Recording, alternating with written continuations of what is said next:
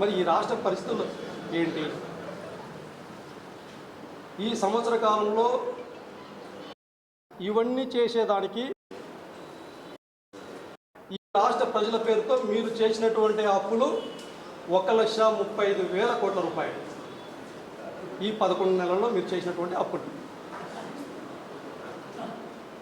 ఒక పక్క అప్పులు చేయటమే కాకుండా ప్రజల నడ్డి విరిచే విధంగా 3 సార్లు విద్యుత్ ఛార్జీలు పెంచడం జరిగింది. భూముల రిజిస్ట్రేషన్ ఛార్జీలు పెంచడం జరిగింది. నిత్యావసర వస్తువులు ధరలు పెరిగినాయి. ప్రజలు ఒక పక్క ఇబ్బందులు ఉంటా ఉంటే మరొక పక్క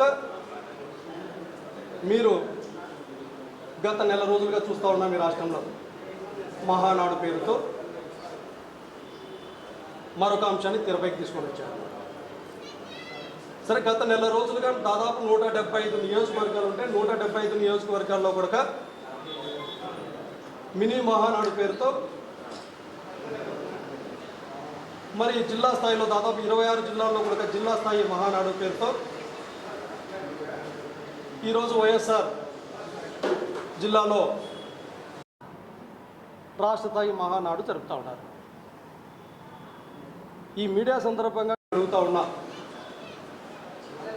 గత నెల రోజులుగా మీరు జరుపుతున్నటువంటి మినీ మహానాడు కార్యక్రమాల్లో కావచ్చు, జిల్లా స్థాయి మహానాడులో కార్యక్రమంలో కావచ్చు, ఇప్పుడు జరుగుతున్నటువంటి రాష్ట్ర స్థాయి మహానాడు కార్యక్రమంలో కావచ్చు, ఒక్కరంటే ఒక్కరైనా ఏ ఎమ్మెల్యే అయినా కానీ, ఏ ఎంపీ కానీ, ఏ మంత్రి కానీ, ఏ టీడీపీకి సంబంధించిన నాయకుడు కానీ పలానా వ్యక్తికి ఈ సంవత్సర రోజుల కాలంలో ఇది చేశాం, పలానా ఊరికి ఇది చేశాం, పలానా జిల్లాకి ఇది చేశాం, పలానా వర్గానికి ఇది చేశాం, మహిళలకు ఇది చేశాం, విద్యార్థులకు ఇది చేశాం, నిరుద్యోగులకు ఇది చేశాం, రైతన్నలకు ఇది చేశాం, ఉద్యోగస్తులకు ఇది చేశాం. ఒక్కటంటే ఒక్క మంచి పని చెప్పినటువంటి పరిస్థితి మీకు ఎవరికైనా ఉందా? అంత దౌర్భాగ్యమైనటువంటి పరిస్థితుల్లో టీడీపీ నాయకులు ఉన్నారు, చెప్పుకోలేనటువంటి పరిస్థితులు. ఇదే మహానాడు సభల్లో మీ పార్టీకి సంబంధించినటువంటి ఎమ్మెల్యేలే తిరుగుబాటు ఎగరవేస్తూ ఉన్నారు. మరి ఇది టీడీపీ పార్టీ పతనానికి కారణం కాదా అనేసి సందర్భంగా అడుగుతా ఉన్నా. మేము చెప్తాం ధైర్యంగా, ఒక వైఎస్ఆర్ కాంగ్రెస్ పార్టీ కార్యకర్తగా, నాయకులుగా, మా నాయకుడు జగన్మోహన్ రెడ్డి గారి నాయకత్వంలో 2019 నుంచి 2024 వరకు కనుక ఈ రాష్ట్రంలోనూ భారతదేశంలోనే ఒక చరిత్ర సువర్ణ అధ్యాయంగా లిఖించబడుతుంది. ప్రతి ఊరిలో సచివాలయాలు ఏర్పాటు చేశాం, రైతు భరోసా కేంద్రాలు ఏర్పాటు చేశాం, విలేజ్ క్లినిక్లు ఏర్పాటు చేశాం, ప్రజల గుమ్మం దగ్గరికే నాణ్యమైనటువంటి విద్యను, నాణ్యమైనటువంటి వైద్యాన్ని చేర్చగలిగాం. ప్రతి తల్లికి చదివించుకోవడానికి అమ్మఒడి ఇవ్వగలిగినాం, రైతన్నకు Rythu Bharosa ఇవ్వగలిగినాం, BC, SC, ST, మైనార్టీలకి అత్యధికమైనటువంటి రాజకీయ ప్రాధాన్యత ఇవ్వగలిగినాం, భోగాపురం ఎయిర్పోర్ట్ చేయగలిగినాం, మెడికల్ కాలేజీలు కట్టగలిగినాం, ఉద్దానం కిడ్నీ బాధితులకు గొప్పగా మౌలిక సదుపాయాలు ఏర్పాటు చేయగలిగినాం. ప్రతి ఊరిలోనూ ప్రభుత్వ ఆస్తులు పెంచగలిగినాం. ప్రజల జీవితాల్లో వెలుగులు నింపేటటువంటి ప్రయత్నాలు ఒక చిత్తశుద్ధితో, ఒక అంకితభావంతో జగన్మోహన్ రెడ్డి గారి నాయకత్వంలో వైఎస్ఆర్ కాంగ్రెస్ పార్టీ ప్రభుత్వం 2019 నుంచి 2024 వరకు చేయగలిగిందనేసి సగర్వంగా ఒక వైఎస్ఆర్ కాంగ్రెస్ పార్టీ నాయకులు, కార్యకర్తలుగా చెప్తా ఉంటే మీరేం చెప్పుకుంటున్నారు? ఈరోజు ప్రతిరోజు ప్రతి గంట ఫలానా మంత్రి పైన కేసు, ఫలానా అధికారి అరెస్టు, నిత్యం ప్రతిపక్ష పార్టీని అణగదొక్కడానికి మీ అధికారాన్ని ఉపయోగించుకుంటున్నారే కానీ ప్రజలకు మంచి చేయడానికి మాత్రం కాదు అనేసి సందర్భంగా తెలియజేస్తా ఉన్నాం. చెప్తా ఉన్నాం, మీ నాయకుడి యొక్క ఫోటో ప్రభుత్వ శాఖల్లో గోడల మీద ఉండొచ్చేమో కానీ మా నాయకుడు జగన్మోహన్ రెడ్డి గారి ఫోటో ప్రతి ఒక్కరి హృదయంలో ఉంటుంది. ఈ రాష్ట్రంలోని ప్రతి ఒక్క గడపలో గడప ఉంటుందనేసి సగర్వంగా చెప్పుకుంటా ఉన్నాం. ఎన్నికల ముందు మాత్రం ప్రతి ఊరు తిరిగారు. చంద్రబాబు నాయుడు గారు మాత్రం బస్సు యాత్ర చేశారు. పవన్ కళ్యాణ్ గారు మాత్రం ఒక లారీ పెట్టుకొని వారాహి యాత్ర చేశారు. నారా లోకేష్ గారేమో యువకుల పేరుతో రోడ్ల మీదకి ఎక్కి ముగ్గురు కలిసి ప్రతి ఊరిలో చెప్పినారు, జగన్మోహన్ రెడ్డి గారి కన్నా మించి రెట్టింపు సంక్షేమ పథకాలు ఇస్తాం, అభివృద్ధిని చేసి చూపిస్తామని చెప్పి అదే సందర్భంలో మరొక పక్క ఒకవేళ జగన్మోహన్ రెడ్డి గారు మరొకసారి ముఖ్యమంత్రి అయితే ల్యాండ్ టైటిలింగ్ యాక్ట్ పేరుతో మీ భూములు లాక్కుంటాడు, లేకపోతే వాలంటీర్లు అంతా ఉన్నారు, 30,000 మంది అమ్మాయిల్ని అక్రమంగా రవాణా చేసినారు. రాష్ట్రం అప్పుల పాలైపోయింది, శ్రీలంక అయిపోయింది. ప్రజలను రెచ్చగొట్టి కులాల పేరుతో మతాల పేరుతో విద్వేషం రగిల్చి ప్రజలకు ఆశ చూపించి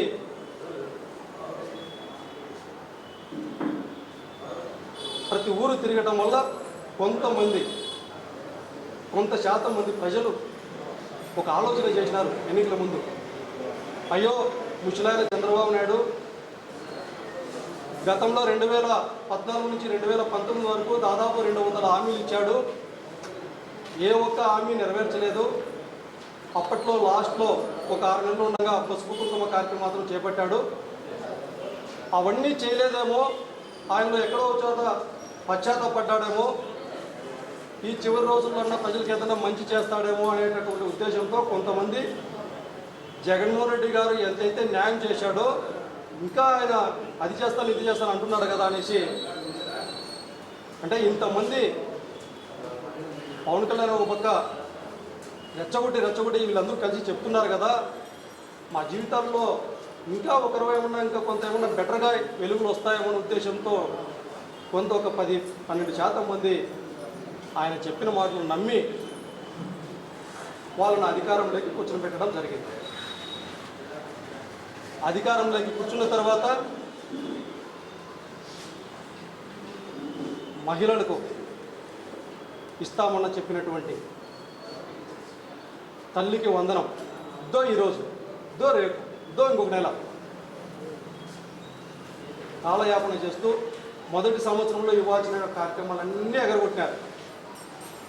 అన్నం పెట్టేటటువంటి రైతన్నకి అన్నదాత సుఖీభవ అనే ఒక టైటిల్ పెట్టి 20,000 రూపాయలు ఇస్తామని చెప్పి ఇదిగో అదిగో అని మొదటి సంవత్సరం అంతా ఎగరగొట్టారు. పిల్లలు చదువుకునేటటువంటి హైయర్ ఎడ్యుకేషన్ చదివేటటువంటి పిల్లలు ఎంతో ఉన్నత ఆశయాలు, తమ జీవితంలో మంచి భవిష్యత్తును కోరుకునేటటువంటి పిల్లలు, చదువుకునేటటువంటి వాళ్ళకి ఫీజు రియంబర్స్మెంట్ బకాయిలు ఇవ్వక ఈరోజు కూలి పనికి పోయేటువంటి పరిస్థితులు చూస్తూ ఉన్నాం. ఆరోగ్యశ్రీ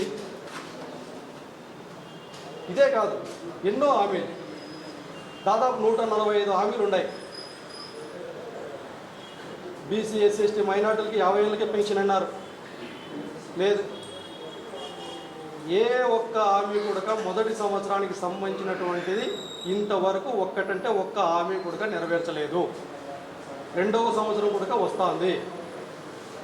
ఇప్పుడు మొదటి సంవత్సరానికి సంబంధించినటువంటి హామీలు నెరవేరుస్తారా, లేదా రెండవ సంవత్సరానికి సంబంధించినటువంటిది మరి తూతూ మంత్రంగా ఏదో అన్నదాత సుఖీభవ లేకపోతే తల్లికి వందనం అనేసి కొంత వేసేసి చేతులు దులుపుకుంటారా అనేసి ఈ సందర్భంగా ప్రశ్నిస్తూ ఉన్నాం. అందుకే ఈ రాష్ట్ర వ్యాప్తంగా ప్రజల పక్షాన చంద్రబాబు నాయుడు గారికి సూటిగా అడుగుతూ ఉన్నాం. అయ్యా చంద్రబాబు నాయుడు గారు, హామీలను నెరవేర్చడం అంటే అధికారం ఉంది కదా అనేసి ఇష్టం వచ్చినట్లు ప్రతిపక్ష పార్టీ నాయకులపైన కార్యకర్తలపైన కేసులు పెట్టి అరెస్ట్ చేసినంత సులభం కాదు. హామీలను నెరవేర్చడం అంటే మానవత్వంతో కూడినటువంటి ప్రజల పట్ల ఒక చిత్తశుద్ధి, ఒక అంకిత భావం, చేయగలననే ఒక తపన ఒక జగన్మోహన్ రెడ్డి గారి మాదిరిగా ఉంటేనే ప్రజలకు ఇచ్చినటువంటి హామీలు నెరవేర్చేదానికి సాధ్యమవుతుందనేసి సందర్భంగా తెలియజేస్తా ఉన్నాం. మరొక పక్క ఈ రాష్ట్ర ప్రజలు కూడా విన్నవించుకుంటా ఉన్నాం. ఇప్పటికైనా ఒకసారి ఆలోచించండి. చెట్టు నాటి నీళ్లు పోసి వ్యవసాయం ఏ విధంగా చేస్తారో కష్టపడి ఆ విధంగా రాజకీయం చేసినటువంటి వ్యక్తి జగన్మోహన్ రెడ్డి గారు అయితే, పంట పండిన తర్వాత కాయలకు తన పేరు పెట్టుకొని రాజకీయం చేసేటటువంటి వ్యక్తి చంద్రబాబు నాయుడు గారు. అందుకే వైఎస్ఆర్ కాంగ్రెస్ పార్టీ జగన్మోహన్ రెడ్డి గారి నాయకత్వంలో ఈ రాష్ట్రంలో ఉన్నటువంటి మేధావులు, విద్యార్థులు, ప్రజా సంఘాలు, వైఎస్ఆర్ కాంగ్రెస్ నాయకులు, కార్యకర్తలు, ప్రజలు ప్రతి ఒక్కరు కూడా ఒకసారి గట్టిగా ఆలోచించి జగన్మోహన్ రెడ్డి గారి నాయకత్వాన్ని బలపరుచుకొని ఈ రాష్ట్రానికి పట్టినటువంటి దరిద్రాన్ని వదిలించుకోవడానికి చెయ్యి కలుపుదామనేసి ఈ సందర్భంగా తెలియజేస్తూ, జరుగుతున్నటువంటి మహానాడు కాదు, నయ్య వంచనకు గురి చేసినటువంటి దగానాడు అనేసి సందర్భంగా తెలియజేస్తూ, కేవలం మా నాయకుల పట్ల విషం చుమ్మటానికి మాత్రమే మీరు కార్యక్రమాలు పెడుతున్నారే కానీ ప్రజలకు ఉపయోగపడే విధంగా లేదు. ఈరోజు కడపలో జరుపుతూ ఉన్నారు. అమరావతిలో భోంచేసి రాయలసీమకు వచ్చి చేతులు కడుక్కునే విధంగా ఇక్కడికి రాయలసీమలో కడపకు వచ్చి మహానాడు పేరుతో రాజకీయాలు చేస్తూ ఉన్నారు. మరి ఇదే కడప నడిబొడ్డున గండికోట రిజర్వాయర్ ప్రాజెక్టుకు సంబంధించి కావచ్చు, అన్నమయ్య రిజర్వాయర్ ప్రాజెక్టుకు సంబంధించిన నిర్వాసితులకి మీరు చెప్పినటువంటి ఆదుకుంటామని ఇంతవరకు లేదు. కడప ఉక్కు కర్మాగారం ఏర్పాటు పూర్తి చేస్తే వేలాది మందికి ఉద్యోగ అవకాశాలు ఇస్తారు. అవన్నీ చేయగలిగితేనే ఆ ప్రాంత ప్రజలు పండగ వాతావరణం జరుపుకుంటారు. కానీ మీరేదో వచ్చి పసుపు జెండాలు కట్టుకొని మహానాడు కార్యక్రమాలు పెట్టి మా నాయకుని తిట్టినంత మాత్రాన మళ్ళీ దానికి మహానాడు ఒక పండగ ఎందుకు చేసుకుంటారు? పండగ ప్రజలు ఏం చేసినారని, ఏం ఉద్ధరించినారని పండగ వాతావరణంలో చేసుకుంటారు? సూటిగా అడుగుతూ ఉన్నాం. ఇచ్చినటువంటి హామీల పట్ల చిత్తశుద్ధితో అమలు చేయండి. మేమేం గొంతమ్మ కోరికలు కోరడం లే ప్రజల పక్షాన.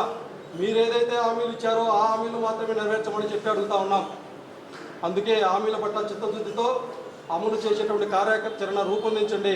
లేకపోతే వైఎస్ఆర్ కాంగ్రెస్ పార్టీ ఆధ్వర్యంలో జగన్మోహన్ రెడ్డి గారి నాయకత్వంలో ఉద్యమాలను తీవ్రతరం చేస్తామని సందర్భంగా ప్రభుత్వాన్ని హెచ్చరిస్తూ ఉన్నాం.